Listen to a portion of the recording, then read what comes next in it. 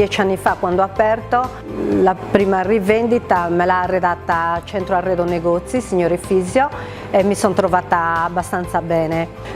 Poi ultimamente abbiamo deciso di rinnovare la nostra rivendita, visto che ci eravamo trovati bene, che mi sono trovata bene con signore Fisio, Centro Arredo Negozi, abbiamo dato loro anche questa volta questo incarico di rinnovarci la rivendita. Anche questa volta ci siamo trovati benissimo, ci piace tantissimo il locale, piace i nostri clienti, abbiamo aumentato il fatturato soprattutto. Per la progettazione per me è stato facile, diciamo, perché già conoscendoli mi sono trovata bene, mi ha dato delle idee e anch'io gli ho dato delle mie idee come avrei voluto il mio locale, gli ho dato fiducia.